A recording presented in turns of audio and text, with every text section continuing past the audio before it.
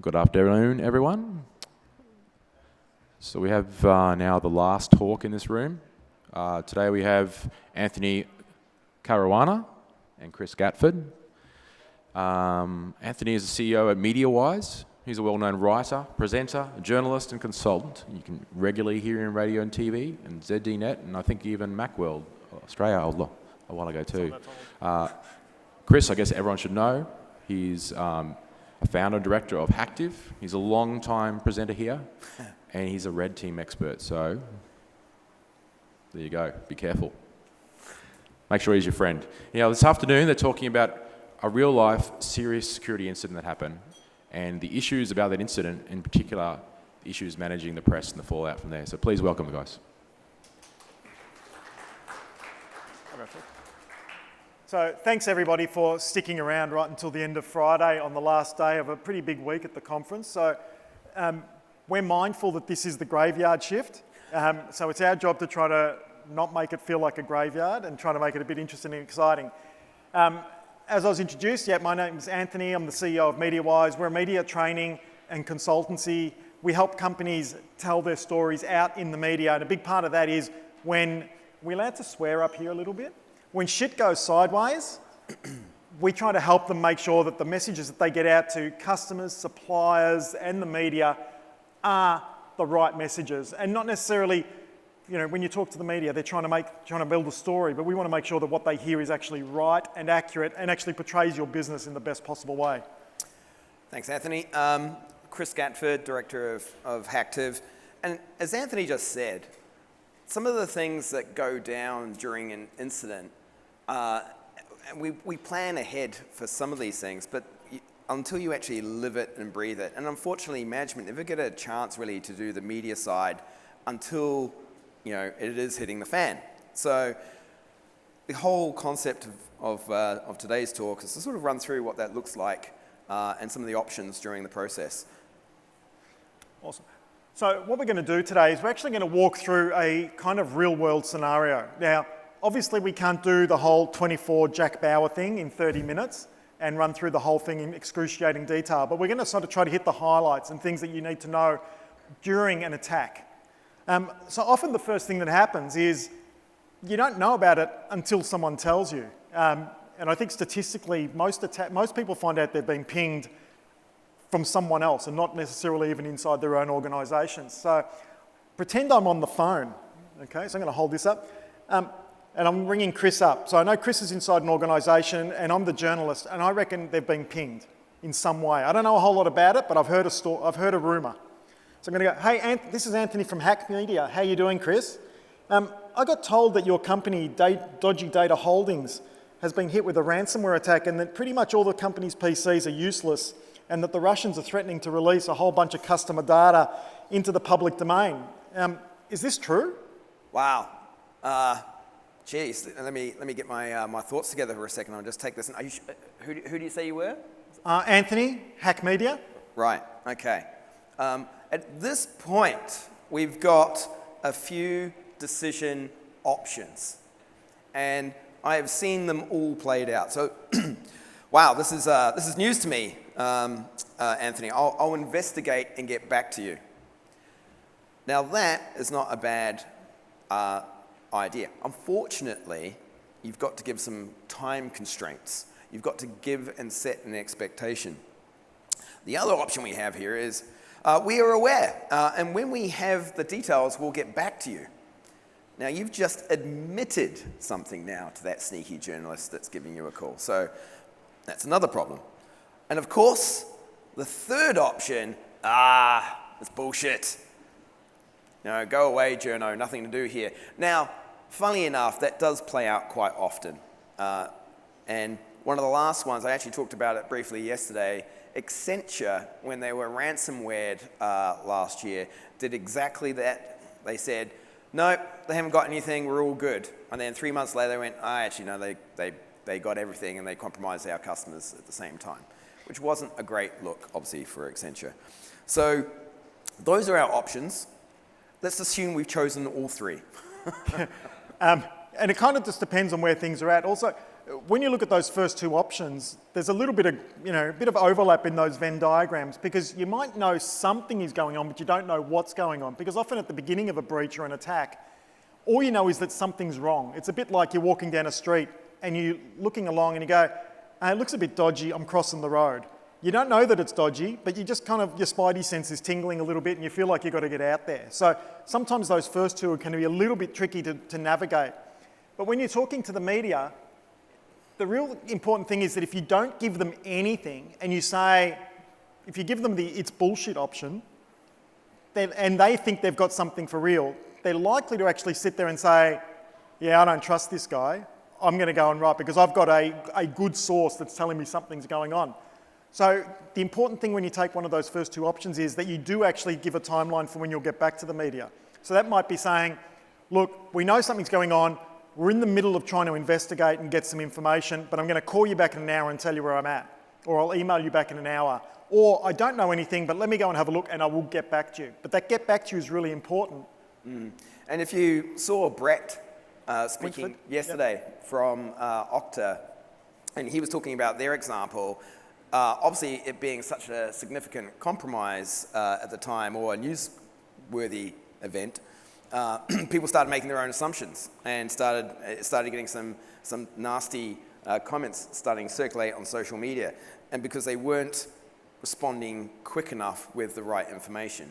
Yeah, and that's the thing is once a story starts to grow its own legs, it gets fed by all sorts of stuff. There'll be a bit of a rumour, there'll be someone whispered something to someone, the journos are pretty cluey these days. They'll go and look at, they'll look at something like LinkedIn and work out, right, who are the people that are working there? And they'll start working through Twitter profiles and social media profiles that are out in the public and just looking at stuff. And they might see something like, someone might say, yeah, weird stuff happening at work. We've all been told to turn off our computers. Something like that will give them a hint. And those kinds of things do actually play out and happen. So your focus has got to be on getting the facts, take the emotion out of it. Don't say, yeah, we're really busy, stuff's going sideways, we've got to do stuff. Don't say that, just say, look, we're investigating it, we know something is in progress, and that's the thing. The other thing is, designate one person as the contact. The last thing you want to have is 2, 3, 4 people answering the phone with different information. And also, that point of contact has to be authorized to be able to say and speak on behalf of the organization, of course. But they also need to be well informed and trained. And certainly, and I think you've got that down there, they need to have a statement. And a statement that's already pre-written would be ideal, something that's already partially authorized. Yeah, it's really interesting. When we do crisis comms preparation with organisations, we typically end up with something like 60 to 80 potential scenarios that people have got to be ready to communicate to the media about. Some of that is cyber. In fact, a good chunk of it is often to do with cyber. But we have things there where you prepare for managing director gets charged with sexual harassment. Board member gets found in compromising position. Thinking about all those scenarios means you can actually have some plans in place and have statements for, I've worked with an organisation where the chairman, most of the management team knows that the chairperson of this organisation will only ever leave the organisation in a box. Right? So they've got to have a chairman died comms plan, literally have that ready. So being ready for all these different situations, including cyber, is really important. So, and the statement part is important. Have comms for clients ready. If you've got a chance of being pinged, have your client statements ready. What are you going to tell your customers?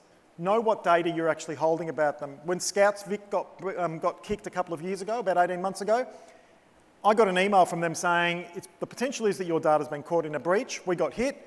Here is a list of all the data we store to do with you. And I had a list. And unfortunately, bad guys got to use it in my instance. That's right. So we're looking into it now, investigating. All right, so we've taken that call. We've realized there's a problem.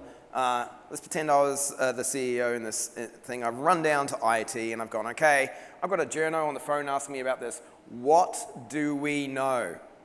And you can imagine the deer in headlights moment there for anybody in IT. They're going, crap. I've got the CEO rushing down saying he's received a call. And, maybe the first time IT hear this from a CEO, they take it seriously. Second time might be a bit of an eye roll. Oh, no, someone's got some malware on a machine, that kind of thing. But when it is actually a real event, there can be a lot of pressure. Now, everyone talks about incident response plans. So in this currently situation, right, like the organization would be doing the incident response plan. They would be going and getting their telemetry data. They would be going and looking at their SIEM. They would be going and looking online to see if there's any chatter about whatever this journalist is supposedly onto. We would also be going through, obviously, any of our other security controls and log data that we have, hopefully available. And of course, we would be getting our service providers on the phone and asking them the hard questions. What are you seeing right now? We're currently fielding this current request from a journalist. Yeah, one of the big challenges that happens in that sometimes is the journalist is looking for a story. In journalism land, they're only after 5 things. They're after the who, what, why, when, where. That's all they're really going to care about at that moment, because that's what they need to be able to build their story. If you've got your investigation in progress, you're likely to already know the what, that you've been pinged in some sort of way. And you'll be able to say, yes, we have been hit with a ransomware attack, or we've discovered a breach that's taken advantage of a particular vulnerability, or something like that. So hopefully you'll be able to get that from that investigation and give them that bit of factual information if you're certain of it. If you don't know and you're not 100%, don't misinform, because the misinformation becomes the story. Did you try to cover Accenture? Did they cover it up, or was it a mistake? We actually don't know whether they hid the effect of that attack, or whether it was actually a real mistake. Yeah, it's always, there's always things to learn from everything. Oh, hang on, what's that? Okay, no, okay. Unfortunately, that's that was the MSP. They had misconfigured a web server, and good old directory listing was enabled. So that sounds like it's kind of a little innocuous. They're going to get back to me with what data has been lost. Yeah, and that's really, at this point now, you actually know something, and you can say to the journalist, we know what's going on. I always reckon the gold standard for communicating this kind of stuff to the media comes from the Red Cross blood service, about 4 or 5 years ago. The CEO stood there and said, we're really sorry. What happened was data from a service provider ended up in a public bucket and on Amazon, and someone found it randomly, told Troy Hunt, he came out, revealed it, and there you go, you're out there in the public domain. Now, they actually investigated it, found the root cause, explained what happened, apologised for the incident, and took real full responsibility. And that's actually one of the things that we say to people is, if something happens to you and it's your fault, wear it. Don't start blaming other people. That's exactly, actually, Anthony, because we always remember the media fails. The ones that actually own it and close it down, accept it, we forget about them very quickly as a society. We really do. I did a great interview a few years ago with the CEO of a fairly substantial retailer in Australia who was breached, had credit card and personal information for customers put out in the public domain and sold, and didn't tell anyone for 3 years. Now, at that stage, we didn't have mandatory breach notification rules when that happened, so they didn't break the law, they just broke faith with customers, which is probably almost worse in some ways. But when I asked the CEO about that, I gave them the best question you could possibly have, is how have you made it better from learning from that incident? And they threw the PR person they had sitting next to them under the bus and said, I don't want to answer that, I'm giving it to them. And sadly, that PR person was a first year out of college junior whose job was to literally facilitate a phone call. And they threw him under the bus. So you've got to be ready when stuff happens to actually answer questions and take responsibility. Nothing like a trial by fire, though, right? So Yeah. I'm sure that person really got some good value out of it. Yeah. Right. So let's move on a little bit. So we now know what the incident is. We know that we've got a folder on a web server that's become available, and people can look at it and do directory listings and all sorts of stuff. Sorry, I think we're getting another update. Okay. It turns out that, it wasn't just directory listing. They had mapped an actual drive on this server, and directory listing was enabled. So now unauthenticated people on the internet can entirely browse the entire file structure of the organization. And when this actually occurred in real life, this particular example, a good few years ago for a large media company, it was slightly obfuscated, but it had been there for years. Like no one had ever spotted this because it was a low-risk finding. Everyone went, directory listing on a web, on a web server, who cares? But because you could navigate the entire corporate file structure, it was a really big impact. Yeah. So we've talked about the person actually speaking to the media a few times, and we haven't really defined exactly what it is that they've got to do. The one thing that we haven't got on any of these slides is how do you pick your media spokesperson? That is going to be very much dependent on your organisation. We talk to some clients who say it's got to be someone who's known in the business, who's got profile and recognised and all that sort of stuff. So, for example, in one company that we deal with, it's got the CEO says, I will be the spokesperson when something happens or if something happens. That is a valid approach for some organisations. For others, a different approach is to pick someone that no one knows and no one will ever see again, almost like a disposable spokesperson. Because then when stuff happens, because they're going to be talking about facts. There's no speculation. They're not offering any corporate intelligence. They're just saying, the IT department said it was an open directory listing through our ISP that allowed someone to browse a whole bunch of folders, and that's all we know. And they can walk away from it at that point. Where do you get a disposable spokesperson from? You find them at the back of the organisation somewhere. And it's not someone that you just toss, but it's someone who just does that job as a spokesperson and doesn't front the media again. Because the problem you can have is that person, if it's your CEO, they'll get asked a year later, 2 years later, 3 years later, like that CEO I told you. That's a story that can follow that person forever. And if they mess it up, it's the end of a career. I worked at an organisation where the CEO, during a very substantial incident that impacted millions of people during a power outage, that CEO was on the 7:30 report talking about that incident, did a really poor media performance, and 6 months later ended up in a much lower profile job on the other side of the country, which only lasted 2 years, and then they were out of the industry completely. So you get it wrong, it can be career ending. Does the disposable spokesperson know that they're disposable? Yeah, you make it clear that this is your role. I mean, you can actually, hire an actor if you need it. Yeah, hire me. I'm disposable for a fee. But you've got to get someone who's going to be up there. They're going to stick to the facts. Take the emotion out of it. Don't embellish. Don't give up extra information. It's a real classic one. The journalist will ask you a question like, Chris, so can you tell me what happened in that breach? And you'll say, web server, open folder, directory listing, and then the journalist will just sit there. Because no one likes a vacuum. And they'll wait for you to say something. So don't volunteer the extra stuff. Keep the language simple. Right? If you don't dive into lots and lots of technical jargon, which we're really good at in this industry, and show some empathy.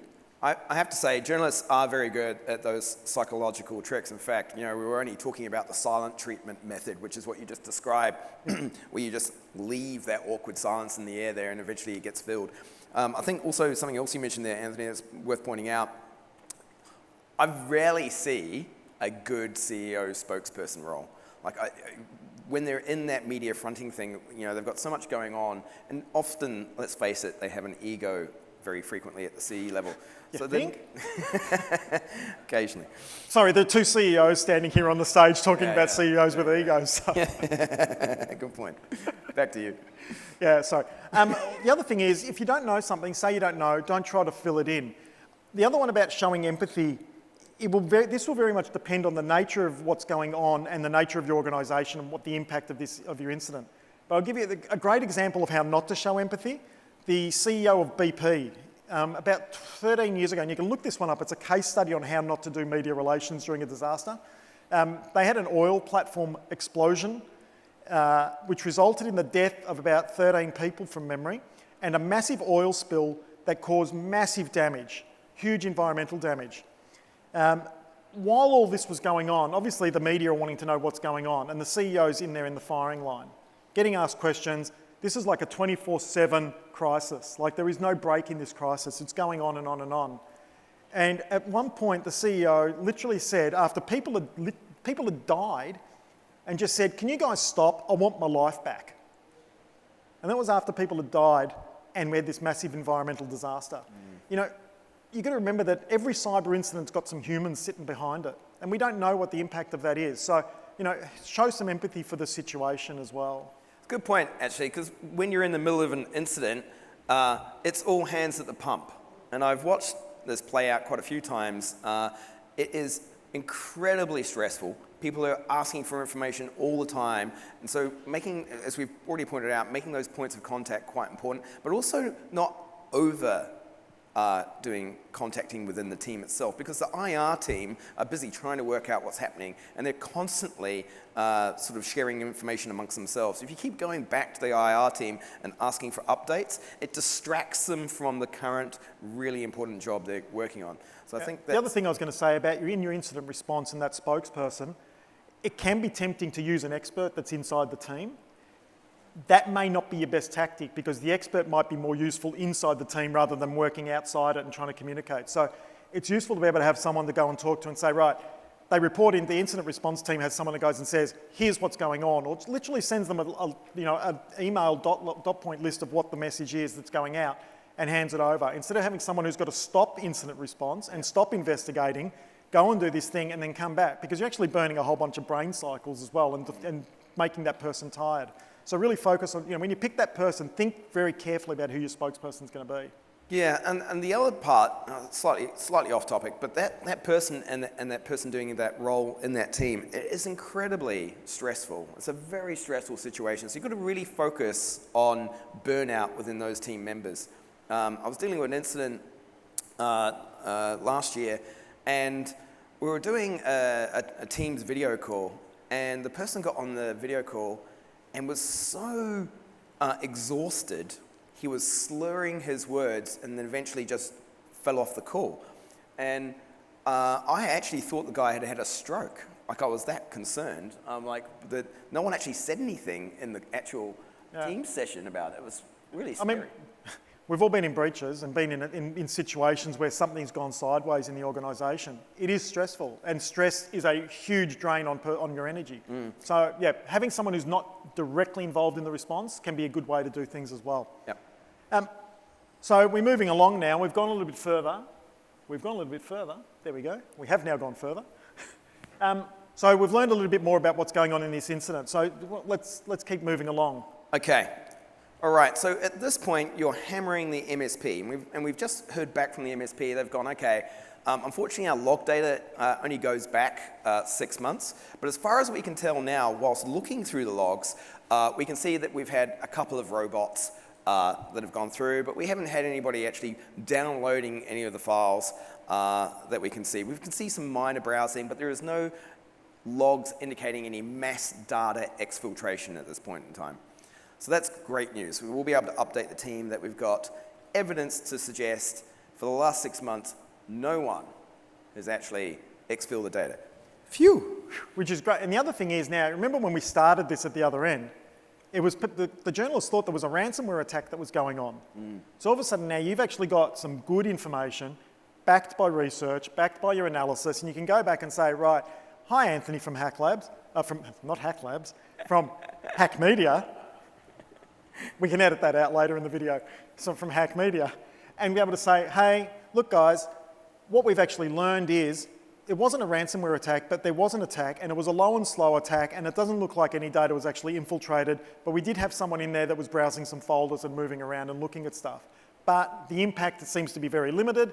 We know, so we now know the what happened. We know when it happened because we can look back through that log dump. We know how it happened. We don't know who necessarily, because attribution's great for headlines, but it's kind of not the most important thing that we talk about, that we need to deal with at that moment. In fact, when I was talking to Eric Pinkerton this morning, he said, we get wrapped up in attribution, but it's not the most important thing in the response. Response is about, stopping the thing from getting worse and making sure that it doesn't continue. Attribution's a later down the track thing when we start talking about forensics and perhaps trying to find someone that did it. Just a word on the attribution as well. I can tell you now, every single incident that we've worked in recent times, in fact, probably majority of my career, I have never had a customer going, yep, we want forensically sound data so we can take this to court and prosecute whoever did it. They just want to be up and they want to be ready. So every time you hear people talking about getting forensic imaging and solutions in place, I can tell you now, majority management do not care about that. They just want the systems back up and running and the threat actor out of the environment. Yeah, and that's, when we talk about that who, what, why, when, where, we can answer four of those questions are probably going to be answerable once you've done enough investigation. The who is a meh kind of thing. As I was talking to Eric this morning, he said, when you think about, the pandemic we've been through, we went everywhere from, a virus born in a Chinese market through to minks in Denmark as being the root cause. But ultimately, they didn't change what we had to do as a response towards the pandemic. And I think that's a lesson we can take from that, is that what we do in response is way more important than actually doing the attribution, particularly at this point. Yep. So, some stuff to take away. How many people have got an incident response plan for their organisation? How many of you know, now keep your hand up for me for there, right? Because I used to be a school teacher, so I like getting people to put hands up, right? So you got hands up. Keep it up if that plan has comms for the media in it. So I think about half went down, something like that. So those of you that do, yay, good on you. I hope that those plans actually cover all those things, cover those things. Do you know who the spokesperson's going to be? Do you know how, because there might be different spokespeople for different types of incidents as well. But be prepared. Think of the scenarios. There are some really obvious ones. We got hit by ransomware. We had a malicious staff member exfiltrate data. My very first cyber incident was literally a former employee tailgated someone through a door after they'd been terminated, went to their old PC, pushed the person who was sitting at their old PC off, jumped in and started copying files off that computer onto a USB stick to walk out. Now, they did walk out. They had two people in blue suits escort them out. But, be ready for those kinds of things. Have a scenario for the physical attack that accompanies those attacks as well. Before, Anthony was talking about all the various scenarios, and he just mentioned a couple off the top of his head, and I was thinking, geez, I hadn't thought of those ones. Like the fact that you pre-prepare all of those media communications for all of those different scenarios. I mean, you must do a book that's usually got 60 to 80 for a client. Wow. I mean, I couldn't even fathom what it would be like trying to create all of those. But also, it means that you must be such a naysayer, doomsdayer guy. Oh yeah, I'm Captain Happy when I go in to talk to a client about this stuff. Yeah. But it's interesting because not every scenario has got the same likelihood. So you're going back to your risk kind of analysis, and you sit there and go, well, what's the risk of a ransomware attack? That's pretty high. We should have good plans for that. What's the risk of a Russian hacker breaking in and trying to exfiltrate corporate data? If you're a plumber, it's low. If you're an aircraft, a company that makes aircraft, that might be a bit higher. If you're military, it's different again. So you might have the scenarios written down, but you don't necessarily have the same level of detail for every single plan. Know how you're going to notify people. It's so important. If you have to notify customers and your systems are ransomware, how are you going to do that if you can't get to the computer with all the email addresses? Stuff like that. And when you're in the field and you're actually seeing the incident unfolding, and they all start going, oh, do we trust our internal comms now? How are we going to start communicating? And they hadn't thought about it ahead of time. Some people don't have the apps, the network's down, you can't download the app onto the device. All of this stuff needs to be planned and thought out. Yeah. I mean, one of the organisations I worked for, when we had all that planning in place and the comms plan, we literally had the people involved in the disaster planning had to have a printed manual with them, because you couldn't trust that you could get it off a computer at the time. So you had to have it, the thick volume that you carried around in the back of your car pretty much all the time. But you also had things in there like we had backup email addresses on other services that we could get to through any computer, so that if we had to go and do email, we could do it from somewhere else. So being able to have a cloud-based backup for email, for example, not have to use your corporate email. Writing it down, it's Captain Obvious. Document stuff. Practice. Drills, we do tabletop exercises and all sorts of those exercises like that. Practice your media comms. It's, the thing happened, how are you going to communicate to the media? If the media hasn't come to you first, at what point are you going to go out to them? The answer to that is never, by the way. Unless the media comes to you, you don't have an obligation to go and tell them. You will have obligations to customers and the OAIC and to the ASX potentially and all sorts of other bodies like that. But you don't have to go to the media if something goes pear-shaped for you. Would you do that though? Would you go on the front foot? If you've got a friendly journalist, that would you maybe take the chance to go on the front foot and go to the media with a... What's a friendly journalist? Look, it depends. It depends on what you're trying to do. Like if you're actually if you think this is going to break, because if you're in an organisation with 20,000 employees, it's going to get out, right? There are no secrets. If you're in a different organisation where things are a bit tighter, maybe you think you'll get away with it and it won't have to go public. That retailer got away with it for 3 years before it went public. Maybe you get away with it. I think you follow the law. So if you're ASX listed, you've got an obligation to actually go and tell the ASX if something happens to your organisation. And that can be anything that materially affects share price one way or the other. That's an obligation you've got under, I think it's ASX list 3 point something from memory. The same goes, you've got obligations to the OAIC. If you're working in India, you've got 6 hours now to go and notify their body. They've just changed their notification rules. So good luck if you find out at 2 o'clock in the morning that you've been pinged, because you've got a busy night ahead of you. But practice all that stuff out. After you've done the practice or after a real incident, reflect. Go back and learn. What could you do better? My experience of incident response, of any incident response is, unless you've got a plan, the first thing you do will make it worse. It's just an axiomatic thing. If you haven't practiced, you will make it worse. So learn what you can do better, what worked, what can you learn, and then you go back to the top and fix your plan, because you will always be able to make your plan better. So, over to you to kind of close us out for this last little bit.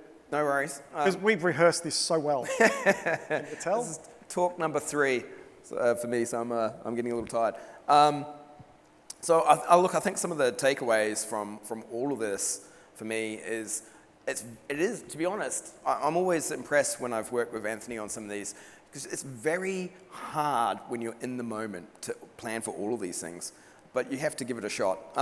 So did it work? And some of the technical lessons, there's always a lot of technical lessons to learn from this. But I really can't stress enough, keeping an eye on your team and stopping them from burning out, because it's not pretty when that happens. I was going to say, on that burnout, after an incident, when everyone's actually had to work really, really hard to recover, give people breathing space. If you've had a really significant incident and you can afford to give people the next day off, do it, because they need that space to be able to think and breathe. We've got a question from Timothy there saying, do you think releasing written statements are better or worse than speaking to the media? A lot of organisations will do both. So they'll have the phone call, because if the journalist has called you, if you've undertaken to call them back, then you've got to call them back. You've got to follow through on what you promised. If you've said, I will contact you and give you the information, that gives you a bit more room to move on that. And a written statement's okay. But again, facts, I'm a big fan of dot points. Just give it to them in straight dot points. Here's what happened. First thing that happened, second thing that happened, third thing we learned, fourth thing we did. Keep it simple. My most annoying thing that I see journalists do is when they've reached out and tried to contact you and you haven't had a chance to get back to them, and then they say, we were unable to contact, or there was no response from them. Look, I always try. The only organisation that I've ever really thrown under the bus that way is Apple, because they just don't respond. Right. And I have written stories where I've said, as usual, Apple refused to respond, and literally had that published that way, because it's true. But most of the time, most organisations are pretty forthcoming. And look, with a couple of exceptions that I can think of in Australia, most journalists, they're doing a job. You've got to remember, this is their job, is to actually go and find the facts and report them out to the people that want to hear them. So all they're really wanting to do is actually report the stuff that's gone on. They're not looking to throw you under a bus, because it's not in their interest. I gain nothing from having a talk to Chris and then reporting on something and then throwing him under the bus and saying, oh, by the way, MSP, this MSP completely screwed it up and they should go out of business. I've got no interest in doing that. All I've got is report the facts. There might be some colour in that comes from human impact. Yeah. When someone says, as a result of this, my driver's license got stolen and used to create a fake bank account for someone not long ago. You might throw something like that in for a bit of colour and to make people realise it's not just a technical problem, but it's not about throwing people under the bus or making life harder for them. You should come back to journalism. Yeah, when they've got more money. Right. All right. So if there's any other questions, feel free to throw them up there. I think we're getting some through the app that's on the screen there in front of us, so we do have one there. And if you want to have a chat to us, we're here for a little while longer. I'm on the debate with a couple of other people that are in the room in about 40 or minutes or whatever it is. But I'll hang around the room, and I think Chris will too, just for a few more minutes. So if you want to come and chat to us, feel free to come and do that. And thank you very much. Thanks. Thanks, Anthony and Chris. It was really, really interesting. I've learned two things. If I see either of you guys in my office, I'm going to have a bad day, first thing, for different reasons. And also an amazing career change. Sounds like being a media spokesman. So I don't think I'll think about it. Thanks, guys. Thank you. Thanks. Thanks, mate. Thanks, man. Really good. Appreciate it. Thanks, Dave. Cheers. Well, this will make my wife happy because I don't drink, and she drinks for both of us. Oh, medicine. So that's the last talk this afternoon here. I think we're going to open up into a big room shortly. So cheers.